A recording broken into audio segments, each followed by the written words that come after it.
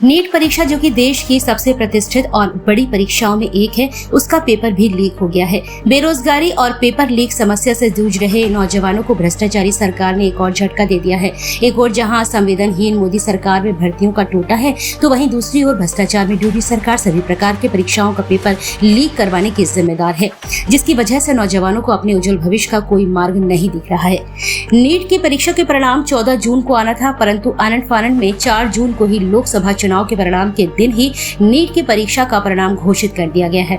इससे सवाल उठता है कि किस गुनाह को छुपाने के लिए इसका परिणाम उस दिन घोषित किया गया और जिस प्रकार 67 बच्चों को पूरे 720 अंक दिए गए, एक ही कोचिंग के कई बच्चों को 720 अंक दिए गए और कुछ बच्चों को 718, 719 नंबर दिए गए, जो कि असंभव है, क्योंकि एक प्रश्न छोड़ देने या फिर गलत करने पर 4 या फिर 5 नंबर कम होने चाहिए। तो 718 और 719 नंबर कैसे दिए जा सकते हैं? इससे प्रतीत होता है कि नीट की परीक्षा में गंभीर त्रुटि और भ्रष्टाचार किया गया है। आम आदमी पार्टी इस ज्ञापन के माध्यम से महामहिम राष्ट्रपति महोदया से नीट परीक्षा के परिणाम की उच्च स्तरीय जांच और दोषियों को जेल भेजने की मांग करती है, जिससे कि नीट अभ्यर्थियों के भविष्य के साथ न्याय हो सके। 24 लाख बच्चों ने मेडिकल एंट्रेंस नीट का एग्ज़ाम दिया था, जिसका कि परिणाम 14 जून को आना था, लेकिन किन्हीं रहस्यमय परिस्थितियों में जो कि स्पष्ट नहीं है, उनको 4 जून को घोषित कर दिया गया एनटीए द्वारा बिना किसी पूर्व सूचना के।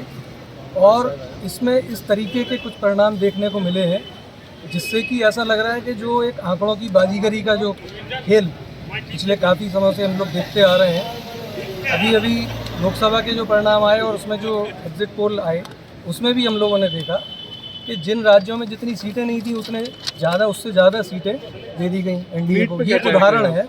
उसी तरह का नीट में भी आंकड़े आए हैं, जिसमें पहली पोजीशन पे 720 अंक 67 बच्चों ने पाए और 719 और 18 जैसे अंक पाए, जो कि टेक्निकली जो मार्किंग प्रणाली है उसमें पॉसिबल ही नहीं है 718 और 19 अंक। तो ये हम लोग की मांग है कि इसकी उच्च स्तरीय जाँच कराई जाए कि कैसे बिना किसी सूचना के 10 दिन पहले क्यों रिज़ल्ट आउट किया गया। क्या इसके पीछे ये मंशा थी कि जिस दिन लोकसभा के परिणाम आ रहे हैं उस शोरगुल में ये बात दब जाए, और किन परिस्थितियों में पहली पोजीशन पे 67 बच्चों को, जो कि 2 या 4 बच्चे हर साल पिछले इतिहास पड़ा हुआ है, वहाँ के आंकड़े देखे जा सकते हैं, कैसे इतने बच्चे फर्स्ट पोजीशन पर आ गए। और अगर ग्रेस मार्क्स दिए गए हैं तो उसका क्या फार्मूला अपनाया गया है। सुनने में आ रहा है कि 2-2, 250 तक ग्रेस मार्क्स हो सकता है दे दिए गए हों बच्चों को। तो इससे तो ये हो सकता है कि जो योग्य बच्चे थे वो वंचित रह जाएंगे एम्स जैसे हॉस्पिटलों में एडमिशन पाने में, और जो अयोग्य बच्चे हैं उनको अगर किसी तरह का कोई भ्रष्टाचार करके और उनको ज़्यादा मार्क्स देके इस तरह के कॉलेजेस दिलवाने का खेल किया गया है, तो इससे तो देश की जनता का जो पूरी जान जोखिम में डलने वाली है। जो 10-20-25 हज़ार डॉक्टर बन के जाएंगे जो अयोग्य अगर हैं, और उनको इस तरीके से धांधली करके जो एडमिशन दिलवाया गया है, तो कितने लाखों करोड़ों लोगों की जो जान है वो जोखिम में डलेगी, जो अयोग्य लोग जाके उनका इलाज करेंगे।